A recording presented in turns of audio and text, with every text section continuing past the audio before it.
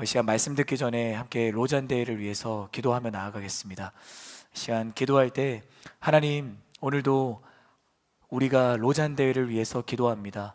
하나님께서 기뻐하시는 복음이 선포되는 로잔대회가 되게 하여 주시옵소서. 모든 리더십들이 함께 모여 정말 예루살렘 공예와 같이 진리를 수호하고 지키는 그 마음과 시선을 놓치지 않고 일주일 기간 하나님의 은혜 아래, 하나님의 선한 손길 아래 로잔대회가 주님 홀로 영광 받으시는 로잔대회 되게 하여 주시옵소서. 그 로잔대회를 가로막는 모든 어둠의 권세들과 그런 세력들 주님 잠잠하게 하시고, 복음이 전해질 때 날마다 가로막는 장애물이 있었음을 기억하며 하나님 앞에 우리가 로잔대회를 올려드리고 맡겨드리는 우리 CH 플러스 모든 지체들 되게 해달라고 함께 기도하며 나아가겠습니다. 기도합시다. 사랑하는 주님, 감사합니다. 하나님, 로잔대회를 위해서 기도합니다. 하나님께서 허락하신 거룩한 선교적 무브먼트가 귀한 대회를 통해 일어나기를 원합니다. 로잔대회를 섬기는 모든 리더십들을 주님 성령의 기름을 충만하게 부어주시고 복음이 타협하지 않고 온전한 복음으로 선포되기를 원합니다. 온 세상을 향해 복음이 선포되기를 원합니다. 점점 더 이 땅은 창조 질서를 거스르고 하나님의 그 진리가 아닌 것으로 재단되고 있는 이 시대 가운데 로잔대회를 통해 온전한 복음이 다시 한번 더 선포되는 귀한 대회가 되게 하여 주옵소서. 함께하는 모든 운영 요원들과 함께하는 모든 교회가 한 마음과 한 뜻이 되어 주님을 찬양하며 하나님 앞에 홀로 영광 돌리는 귀한 로잔대회가 되게 하여 주옵소서. 사랑하는 하나님, 감사합니다. 하나님, 이 땅과 온 열방을 향한 하나님의 긍휼의 마음이 로잔대에 충만하게 임하기를 원합니다.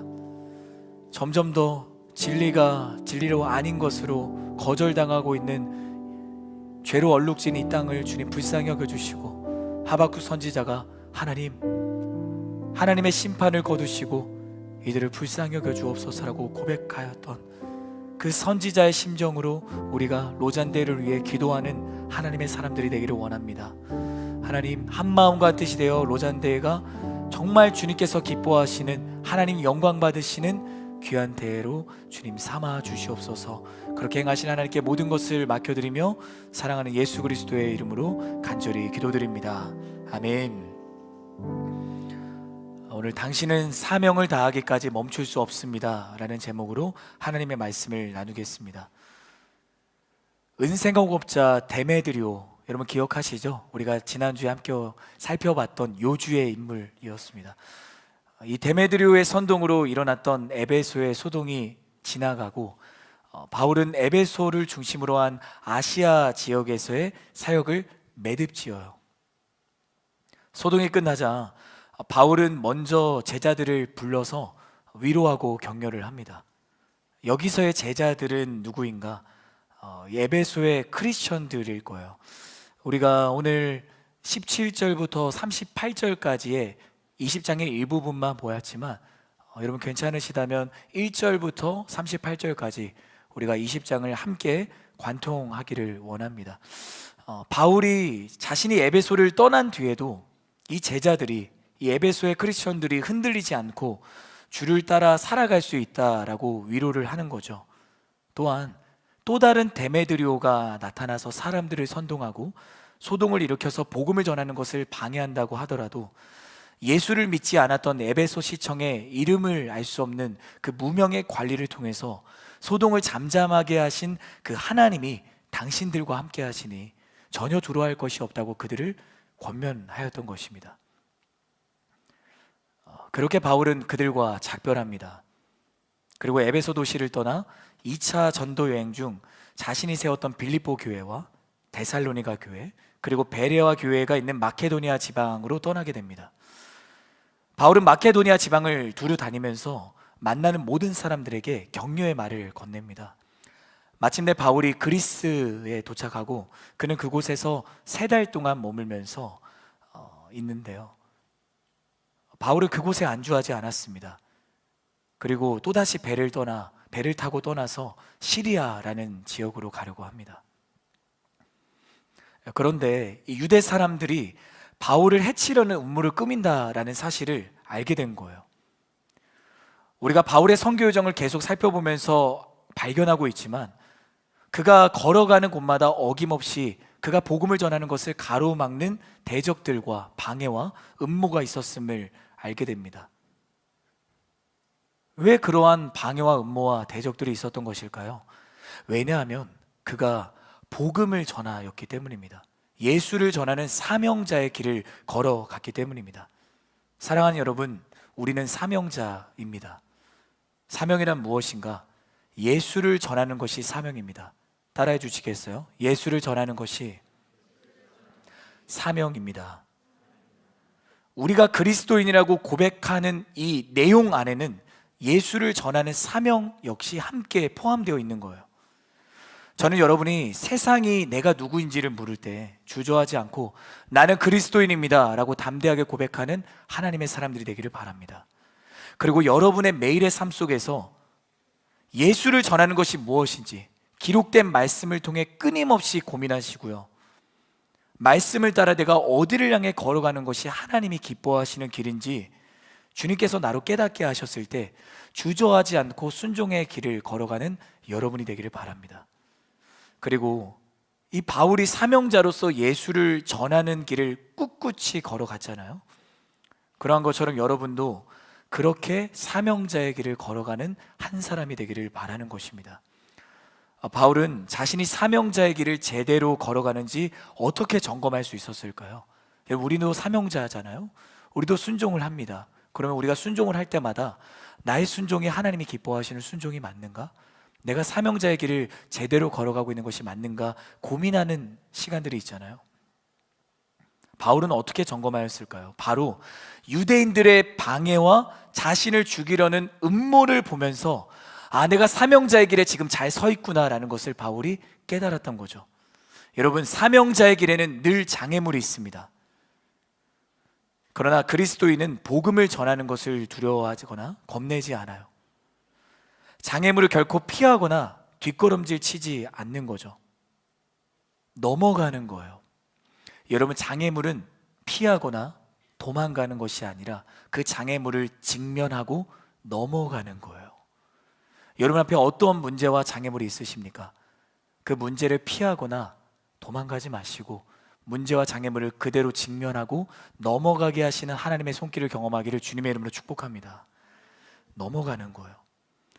거룩한 주일, 주를 찾는 이곳 예배의 초소로 우리가 모였습니다. 그리고 우리가 이곳에서 말씀을 듣습니다. 이 또한 예배자의 삶을 가로막는 장애물들이 우리에게 있는 거잖아요. 여러분, 예배 자리로 오시면서 얼마나 많은 고민들이 있으셨어요. 얼마나 많은 우리 가운데 번민이 있으셨나요? 하지만 우리는 이곳 예배를 선택했잖아요. 우리 서로를 격려하며 이렇게 말해 줍시다. 잘 넘어오셨네요. 한 번 더 말해 줍시다. 덕분이죠. 네. 여러분, 장애물을 넘어오셔서 이 예배 자리에 있는 겁니다. 바울은 자신을 해치려고 음모를 꾸미려고 있는 이 유대 사람들이 있음을 알고 마케도니아를 거쳐서 시리아로 다시 돌아오기로 결심을 합니다. 이어지는 4절, 여러분 계속 같이 잘 따라오셔야 돼요. 4절 말씀은 이 바울과 동행한 사람들이 누구인지를 소개해주고 있는데요, 이들은 모두 바울이 아시아로 향하는 길에 함께 동역했던 사람들이었습니다. 그리고 여기에 기록된 사람들은 디모데를 제외하고는 그들이 누구였는지 사실 성경에서는 그 정보들을 발견하기가 어렵습니다. 하지만 한 가지 확실한 것은 이들 모두가 바울의 선교 여정에 든든하게 동역했던 사람들이었다는 거예요. 동역자였다라는 거죠. 혹자는 사명자의 길이 외롭다라고 말을 하더라고요. 물론 성경에서 말하는 것처럼 그 길은 좁고 협착합니다. 반대로 세상의 길은 넓고 편안하고 쉽습니다. 그리스도인은 세상 속에서 세상과 다르게 걸어가는 사람들이죠. 하나님이 맞다고 말씀하시면 세상이 가지 않는 길을 걸어가는 사람입니다. 또 하나님이 아니라고 말씀하시면 모두가 걷는 길을 등지고 걸어가야 되는 것입니다. 그래서 사명자의 길은 한편으로는 외로워요. 그러나 하나님은 우리를 외로움 속에 결코 내버려 두지 않으십니다. 아담이 외로이 홀로 있을 때 하나님 그것을 딱하게 보시고 저것은 아니다 하고 그를 깊은 잠에 빠지게 하시고 하와를 허락하셨잖아요. 그리고 함께 하게 하셨습니다. 여러분, 하나님은 한 사명자가 걸어가는 길에 함께 걷는 동반자를 허락하십니다. 함께 예수를 전하는 동력자를 주시는 거예요. 사명의 동반자가 있다면 좁고 험한 순종의 길도 결코 외롭지 않는 것입니다. 이 생사의 갈림길 앞에서도, 언제 생명이 꺼질지 모르는 그 위협 앞에서도 바울의 믿음이 흔들리지 않을 수 있었던 이유는 그의 곁에 가족보다 더 친밀한 동력자가 있었기 때문이에요. 바울은 이 동력자들을 위해 힘을 얻고 위로를 얻고 격려를 얻고 용기를 얻고 험난하기 그지없는 이 선교의 여정을 담대하게 걸어 나갈 수 있었던 거죠. 이에 이어지는 7절부터 12절까지의 말씀을 보시면 사명을 향한 바울의 애정과 이 뜨거운 열정을, 비록 간접적이기는 하지만 저희가 진하게 경험할 수 있는 내용이 등장을 하는데요. 바울이 드로아라는 지역에 잠시 머뭅니다. 일주일을 머물게 되는데, 그는 그곳에 머무는 이 마지막 날 주일에 드로아에서 교제한 이 크리스천 형제들과 예배를 드려요. 당시 복음을 영접한 이들이었겠죠. 근데 이 드로아의 형제 자매들은 노예나 노동자 같은 하층민들이 정말 많았다고 합니다. 그들에게는 1년 내내 쉬는 날이 없었대요. 그래서 바울은 그들을 위해 하루 일과가 끝나는 저녁에 그리고 주일에 예배를 드렸던 겁니다. 자, 그가 이튿날 드로아를 떠날 예정이었으니 이 드로아 지체들과 드리는 예배는 마지막 예배였을 거예요. 드로아 사람들과. 4개의 아우리치 팀을 기억합니다. 우리 안산과 베트남과 괌과 제주 땅에서 우리가 함께했던 그 예배, 그 마지막 예배. 물론 안산 M센터는 정기적으로 예배를 하니까 안산은 잠시 뛰고, 베트남과 괌과 제주에서 드렸던 그 마지막 예배, 그 예배를 드리며 우리 안에 가득했던 간절함과 애절함, 아직 여러분 마음 안에 여전히 간직하고 계신가요? 여러분, 바울이 그랬어요. 드로아 지체들과 함께 마지막 예배를 드리는 그 시간이 그에게 얼마나 간절하고 얼마나 감동적이었겠어요. 그러니 그가 진심을 다해 최선을 다해 섬기지 않았겠어요? 우리 사도행전 20장 7절 하반절 말씀 우리 같이 한번 읽도록 하겠습니다. 시작. 그는 다음 날 떠날 예정이었기 때문에. 바울의 강론은 한밤중까지 계속 이어졌습니다. 여기서 한밤중이라는 표현이 나오는데, 이 한밤중이란 자정을 가리키는 거예요. 밤 12시. 그럼 바울 혼자 일방적으로 말씀을 강론했던 것일까요? 그렇지 않습니다. 이 본문의 강론으로 번역된 헬라어를 보니까 디알레고마이라는 헬라어를 쓰고 있는데, 토의하다, 이 토론하다라는 뜻을 지니고 있다 합니다. 무슨 말인가? 복음을 처음 듣고 예수를 영접한 드로아 지체들이 이튿날 자신들을 떠나는 바울에게 얼마나 묻고 싶은 것이 많았겠어요. 이 말씀은 어떤 말씀인가요? 하나님이 여기서는 왜 이렇게 말씀하신 걸까요? 계속 질문을 하면서 바울은 대답을 해주는 거죠. 바울의 전심과 드로아 지체들의 진심이 맞닿으니까 그 마지막 예배가 너무 뜨겁고 너무 사랑이 넘치는 거예요.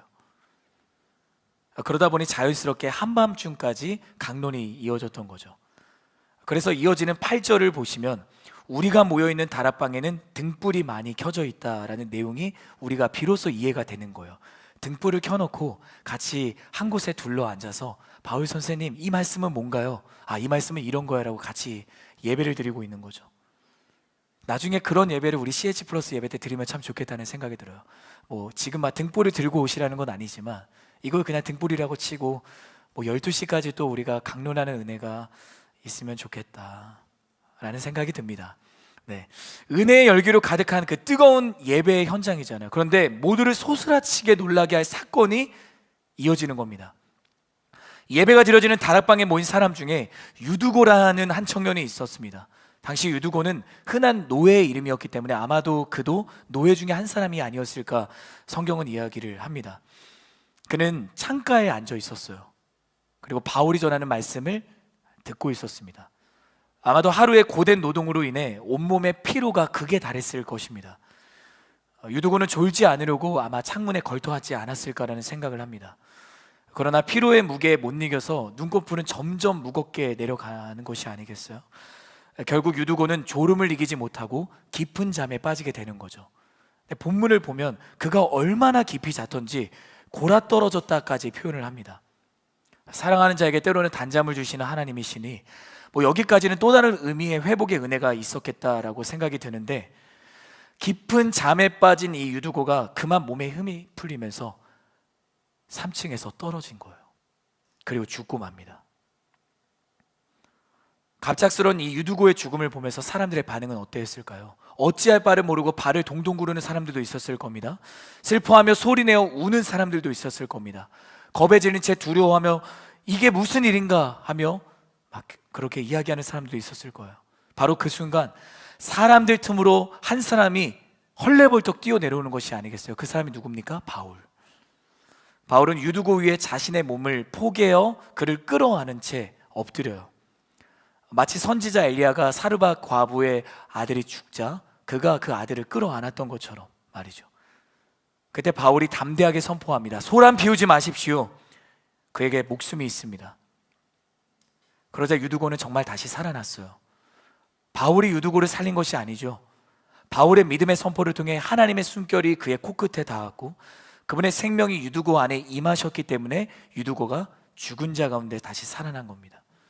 저는 여러분이 바울과 같이 다른 사람을 살리는 기적의 통로로 사용되기를 바랍니다.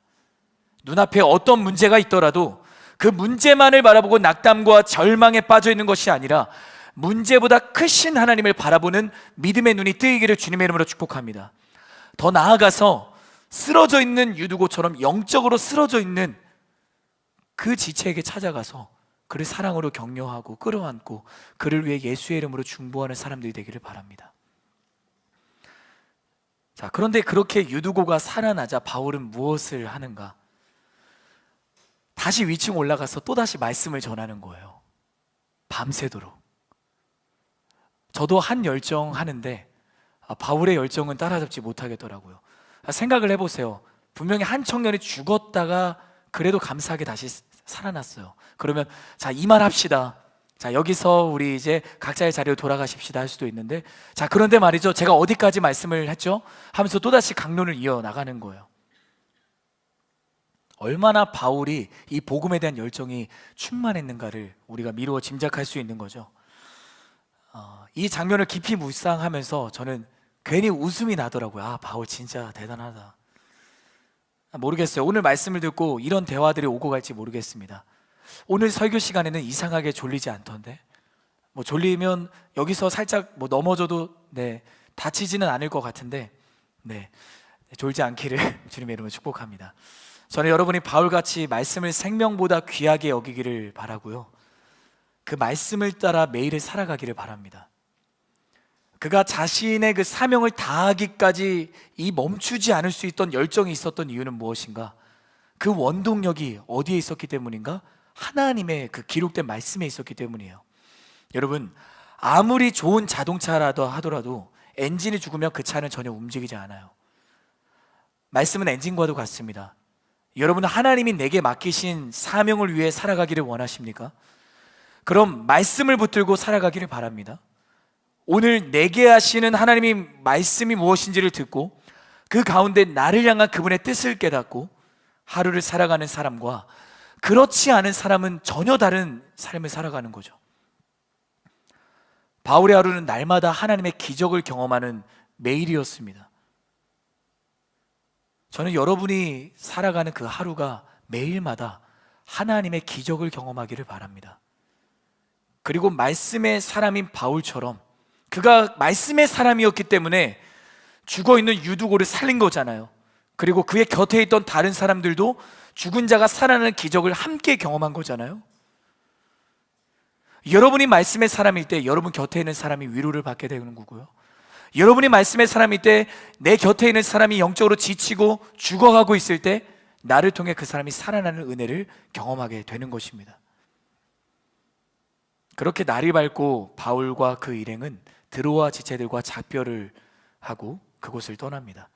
우리 이어지는 사도행전 20장 13절부터 15절까지의 말씀, 13절부터 15절까지의 말씀을 우리 한 번 더 읽도록 하겠습니다. 시작. 우리는 먼저 출발해 배를 타고 아소로 가서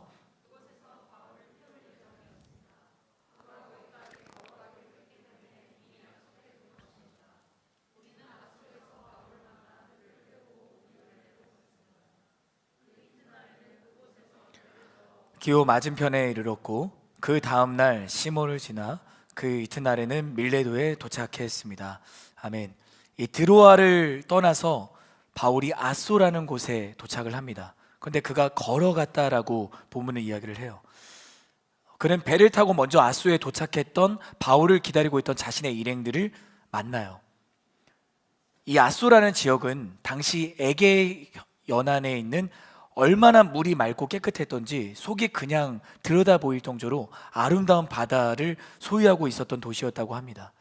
그리고 또한 이 아소는 철학자 이 플라톤과 아리스토텔레스를 배출하였던 그런 도시였기도 했습니다. 자, 그만큼 아소가 아름다운 바다뷰를 가지고 있고 철학이 발달한 도시였다는 것을 우리에게 알려주는 거죠. 여러분은 사명의 사람입니까? 여러분, 사명의 사람은 한눈을 팔지 않습니다. 아소에 도착한 바울은 아소를 관광하거나 플라톤과 아리스토텔레스의 그 발자취를 둘러보려고 하지 않았어요. 그에게는 아직 사명이 있었기 때문입니다. 바울은 일행과 함께 배를 타고 아소 남쪽에 있는 미돌레네라는 지역으로 갑니다. 이 미돌레네에서 바울은 멈추지 않고 계속 남쪽을 향해 배를 저어서 기호와 사모를 지나 밀레도라는 도시에 도착을 합니다. 자, 그가 아소를 출발한 지 4일 만에 이 드로아에서 남쪽으로 약 250여 킬로미터 넘게 떨어진 밀레도에 도착을 한 것이에요.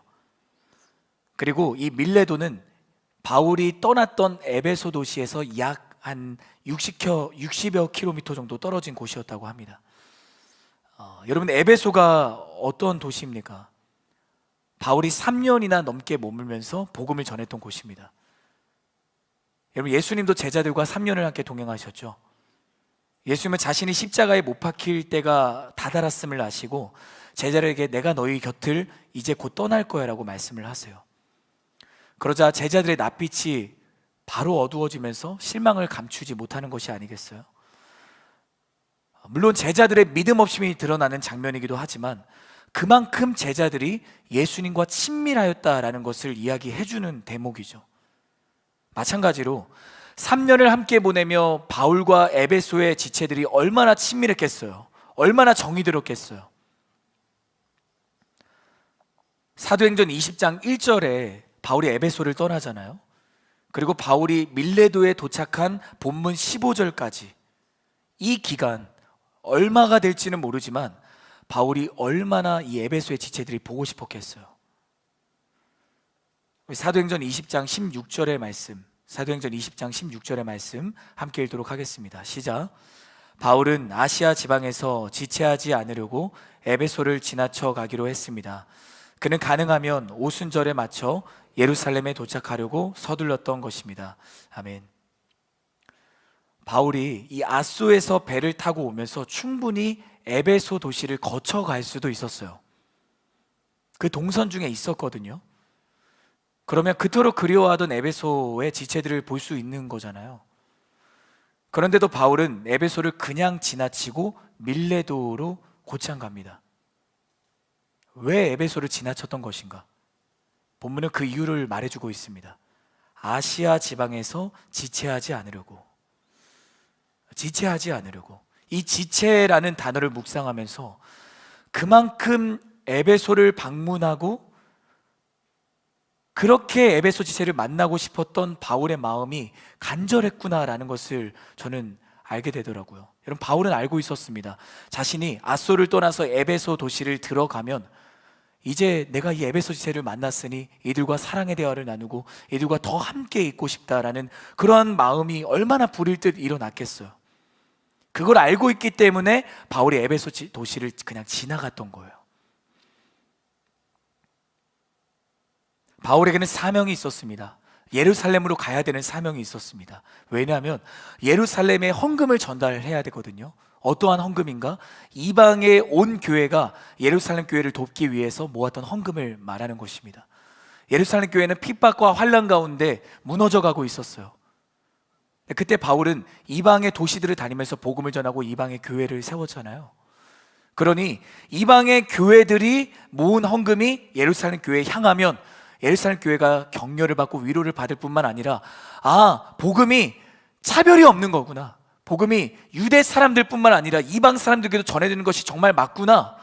우리가 무너지고 쓰러지는 그 가운데 오히려 하나님은 이방의 크리스천들과 교회들을 통해 우리를 다시 위로하시는구나. 그래서 바울이 그 헌금을 전달하려고 했던 거예요. 그리고 그 전달하려고 했던 시기가 언제인가? 오순절. 여러분, 오순절이 어떤 날입니까? 성령이 임하셨던 날이잖아요. 성령이 임하셨을 때 교회가 시작되고 복음이 뻗어나가지 않았습니까? 그러니 성령이 임하시고 복음이 뻗어나갔던 이방 도시에 이방 교회가 세워지고 크리스천들이 돈을 모아 예루살렘 교회를 도와준다. 복음이 실제적으로 다가오는 것이죠. 그래서 바울은 지체하지 않고 예루살렘으로 향했던 겁니다. 골든타임이었던 거예요. 골든타임. 여러분, 골든타임은 그 순간을 놓치면 안 되는 것입니다. 바울의 관심은 오로지 복음에 있었습니다. 복음의 일부가 아니라 온전한 복음이 전해지기를 원했습니다. 유대인만을 위한 복음이 아니라 이방 사람들에게도 동일한 복음임을 정확하게 선포하기를 원했습니다. 그게 바울이 다해야 될 사명이었던 것입니다. 그래서 바울은 예루살렘을 향해 지체하지 않고 달려나갔던 거예요. 바울은 자신의 3차 전도여행의 최종 목적지가 예루살렘임을 분명히 확인했습니다. 무엇을 통해 그가 그것을 확인했을까요? 자, 제가 아까 바울이 아소를 떠나서 갈 때, 그 전에 바울이 에베소를 떠나면서 아소를 갈 때 자신의 형제 자매들을 먼저 배를 타고 보내잖아요. 그리고 나서 자신은 걸어갑니다. 아소로 걸어가는 날이 보통 한 사흘 정도 되었다라고 하는데, 사흘 동안 바울은 혼자 고독하게 걸어갔던 거죠. 그가 고독하게 걸어가면서 무슨 생각을 했을까요? 하나님, 내가 걸어가는 이 길이 사명자의 길이 맞습니까? 내가 걸어가는 이 길이 하나님께서 기뻐하시는 길이 맞습니까? 여전히 내 마음에는 에베소 사람들을 향한 그리움이 너무나도 많습니다. 내가 이 길을 걸어가는 것, 하나님 나에게 새 힘을 주옵소서. 그렇게 그가 광야의 시간을 보냈던 거예요. 그 광야의 자리에서, 그 고독 속에서 그가 하나님을 만났던 겁니다. 여러분, 광야의 시간은 내 자아가 산산이 부서지고 주신 사명을 확인하게 되는 자리입니다. 따라해 주시겠어요? 광야의 시간은 내 자아가 산산이 부서지고 주신 사명을 확인하게 되는 자리입니다. 바울이 스스로 고독 속으로 자처하여 들어갔던 거잖아요. 하나님과 광야 여행을 한 거예요. 그 하나님과의 광야의 시간을 통해 고난과 핍박이 도사리는 예루살렘으로 가는 것이 하나님이 기뻐하시는 사명의 길이라는 것을 분명히 확인했던 거죠. 여러분은 사명의 사람입니까? 저는 여러분이 하나님과 독대하는 광야의 자리가 있기를 주님의 이름으로 축복합니다. 내가 사명이 흔들리고 내가 정말 걸어가는 이 순종의 길이 맞는가를 점검하기를 원할 때 하나님과 1대1로 만나는 그 자리가 있어야 되는 것입니다. 그럴 때 있잖아요. 우리가 받은 은혜가 연기처럼 사라질 때가 있지 않습니까? 사실은 사라지는 것이 아닌데, 은혜를 발견하는 것이지 은혜를 내가 이때는 은혜를 받고 이때는 은혜를 받지 못하고가 아니잖아요. 주어진 은혜를 내가 발견하는 거지 않습니까? 그런데 나도 모르게 은혜를 받고 안 받고를 결정하고 있을 때가 있잖아요. 왜 그런가? 내가 하나님과 만나는 광야의 시간이 흔들리고 있기 때문이에요.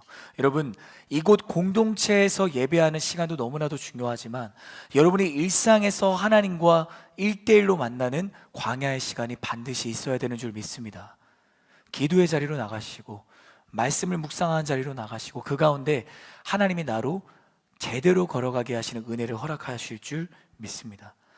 그럼 이 바울이 에베소를 지나쳐 밀레도로 갔다고 해서 3년이나 함께 지냈던 모든 에베소 지체들을 외면했던 것인가? 그렇지 않죠. 바울은 밀레도에 도착해서 에베소에 사람을 보내서 이 에베소 교회 장로들을 밀레도로 불러오게 합니다. 장로들을 불렀던 이유는 자신이 이제 아시아를 떠나면 앞으로 자신을 대신해 이 에베소 교회의 형제들과 자매들 뿐만 아니라 모든 아시아 교회의 형제들과 자매들을 책임질 사람이 장로들이었기 때문입니다. 그래서 그 장로들에게 지금 부탁을 하고 있는 거예요. 이것이 우리가 오늘 읽은 본문 18절부터 이어지고 있는 바울의 고별 설교입니다. 우리가 17절부터 38절의 본문을 이해하기 위해서는 제가 여러분과 나누었던 1절부터 16절의 말씀을 여러분이 기억해야 합니다. 27절부터 38절까지의 본문은 예수님의 복음서를 제외하고 성경에서 가장 감동적인 장면이라고 말할 수 있는 내용이기도 합니다. 바울의 마지막 유언이죠. 우리 18절과 19절의 말씀 함께 읽도록 하겠습니다. 시작. 장로들이 도착하자 바울이 말했습니다.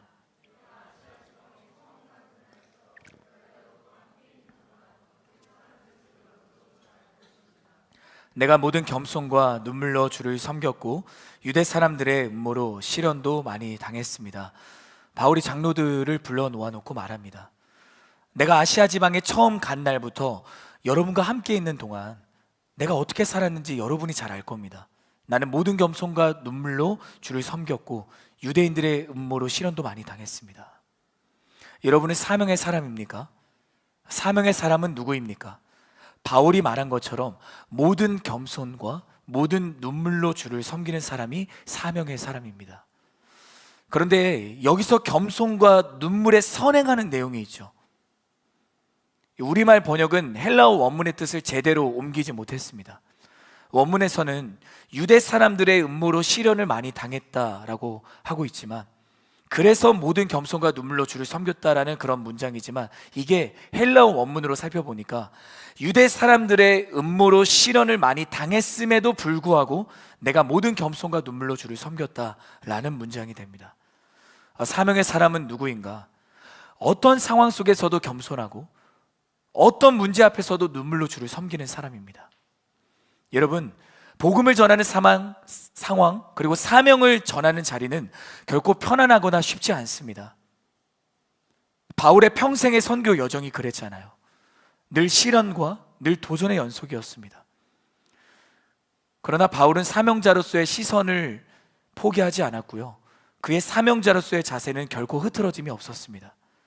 그는 복음을 전하면 늘 세상 앞에 담대하였고 하나님 앞에 겸손했어요. 여러분, 세상 앞에는 담대하기를 바랍니다. 하나님 앞에는 겸손하세요. 우리가 이게 반대가 되어서는 안 되는 거죠. 복음을 듣지 않고 거절하는 잃어버린 영혼들을 향한 그의 눈에는 늘 눈물이 흐르고 있었던 거예요. 저는 여러분이 잃어버린 영혼들을 향해 눈물을 흘리는 사람들이 되기를 바라요. 잃어버린 영혼들을 향해 이름을 불러가며 기도하실 때 여러분의 눈에 눈물이 있기를 주님의 이름으로 축복합니다. 그리고 주님 앞에 이렇게 고백하는 거죠. 주님, 저는 어떤 핍박과 시련이 있다 할지라도 모든 겸손과 눈물로 주님을 섬기기 원합니다. 여러분, 사명자는 겸손할 수밖에 없습니다. 왜냐하면 하나님이 내게 사명을 주셨잖아요. 내가 어떤 사람인지 내게 사명을 주신 하나님이 이미 다 알고 계시잖아요. 내가 얼마나 연약한지, 내가 얼마나 하루하루를 살아가면서 죄 가운데 무너지고 쓰러지는지를 하나님이 다 알고 계시잖아요.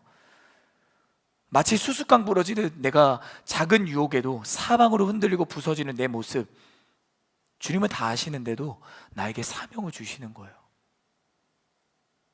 복음으로 세상을 변화시키는 그 은혜를 나에게 주시는 거죠. 그런데 우리가 어떻게 겸손하지 않을 수 있겠어요? 그럼 반대로 사명을 버린 사람은 교만할 수밖에 없는 거예요. 따라해 주시겠어요? 사명을 버린 사람은 교만할 수밖에 없는 것입니다. 지금은 분주하니까, 지금은 더 중요한 것이 있으니까 사명은 다음에, 지금은 내가 바쁘니까 기도는 다음에, 지금은 내가 바쁘니까 예배는 다음에, 다음은 없는 것이에요. 여러분, 하나님보다 중요한 것이 있습니까? 하나님보다 더 사랑하는 것이 있습니까? 저는 오늘 여러분이 하나님보다 앞서는 것이 없기를 주님의 이름으로 축복합니다. 사명을 뒤로하는 모든 교만의 유혹을 끊어내는 거룩한 결단이 있기를 예수 그리스도의 이름으로 축복합니다. 우리 이어지는 22절부터 24절까지의 말씀 함께 읽도록 하겠습니다. 시작. 그리고 지금 나는 성령의 강권하심 가운데 예루살렘에 가려고 합니다. 지금 그곳에서 내가 무슨 일을 당할지는 알 수 없습니다. 오직 내가 아는 것은 어떤 도시에 가든지 감옥과 고난이 나를 기다리고 있을 것을,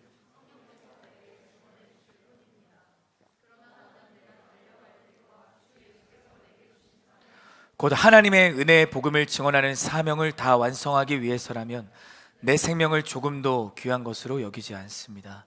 아멘.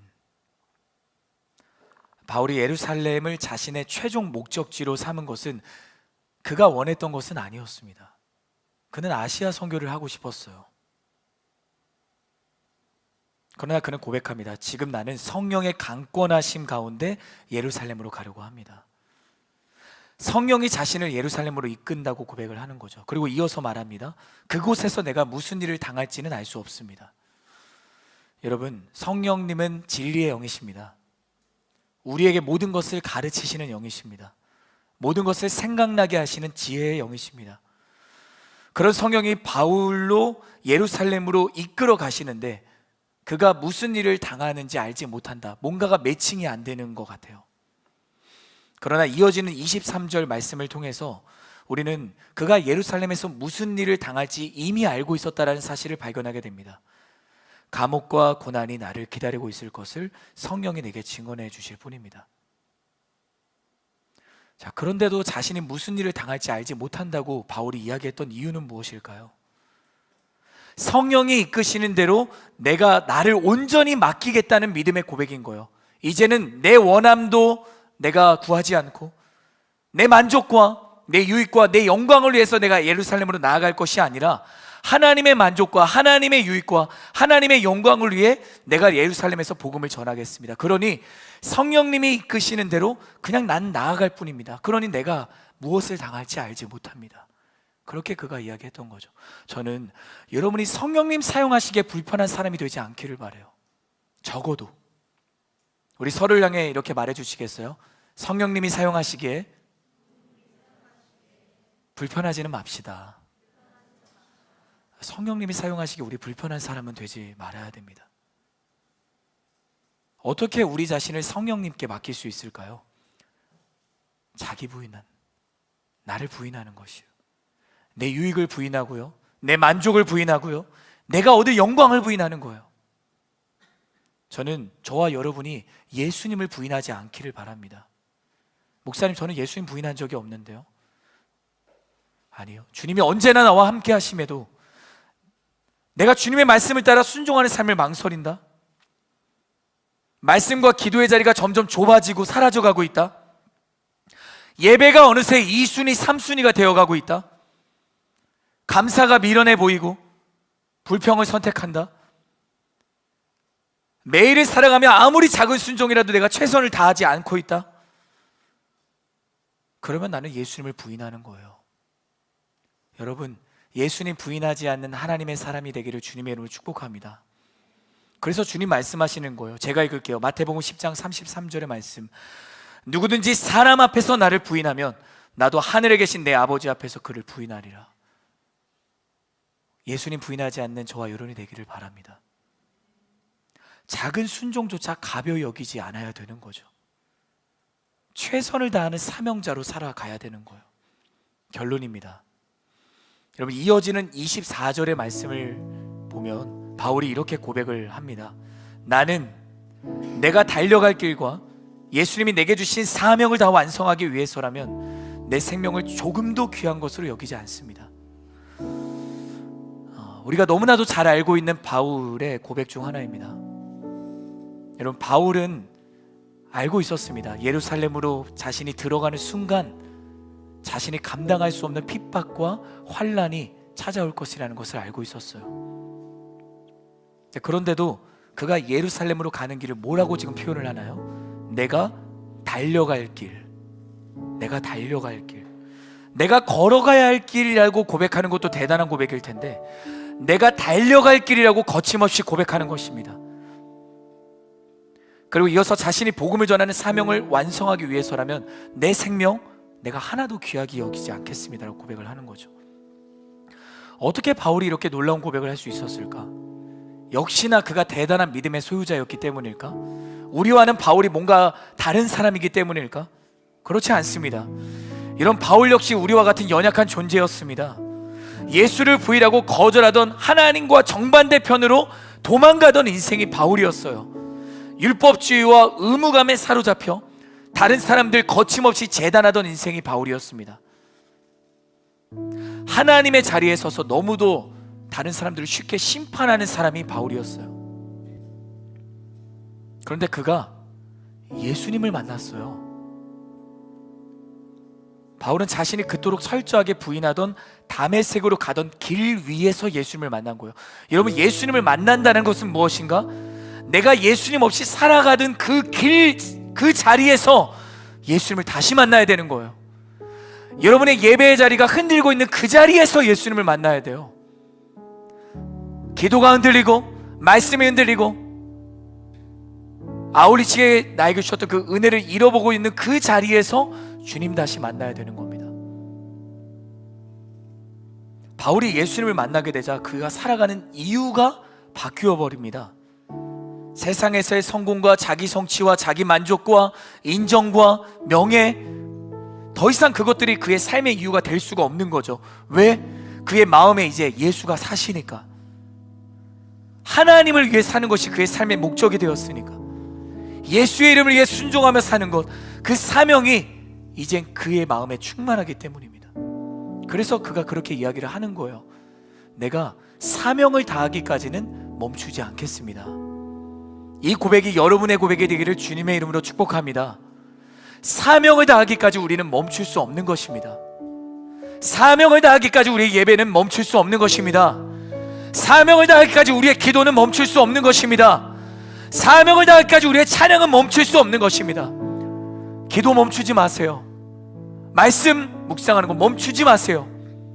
매일 매 순간 주님과 동행하는 인생이 저와 여러분의 인생이 되기를 바랍니다. 하나님께로 달려나가는 사람이 되기를 바랍니다. 당신은 사명의 사람입니까?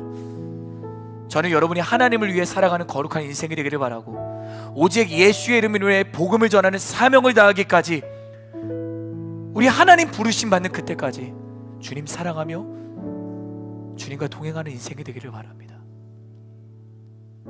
나 홀로 외로이 달려가는 길이 결코 아닐 것입니다. 하나님은 러닝메이트를 붙여주셨습니다. 바로 여러분 곁에 있는 동역자, 여러분 곁에 있는 동반자, 그 동반자와 동역자가 여러분의 러닝메이트예요. 그리고 하나님이 우리에게 영원한 러닝메이트를 붙여주셨습니다. 그분은 바로 성령 하나님. 그래서 우리는 오늘도 성령을 구해야 될 줄 믿습니다. 주님, 우리로 성령 충만하게 하여 주옵소서.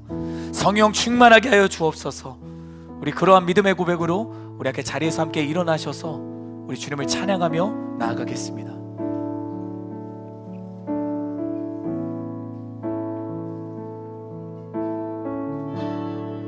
주가 보이신 생명의 길, 나 주님과 상한 마음을 주님 앞에 나가리.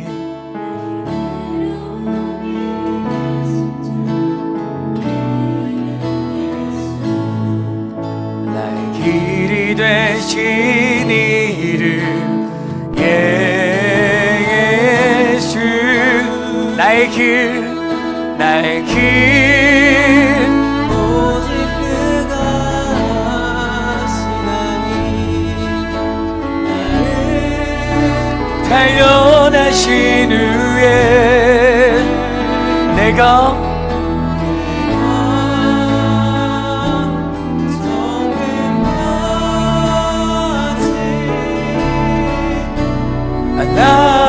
나오리.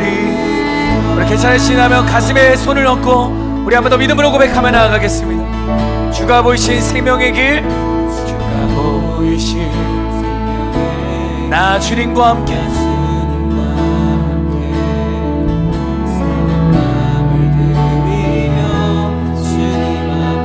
아멘. 나의 이름이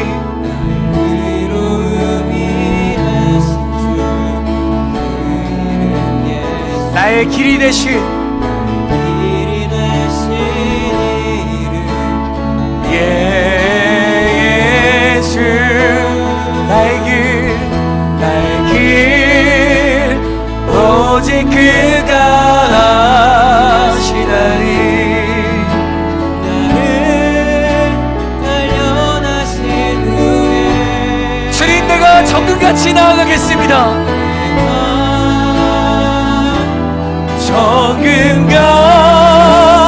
정금같이 나 우리 한 번 더 고백합시다. 나의 길 오직 그가 하시나니 아멘. 나를 단련하신 후에 내가 정금같이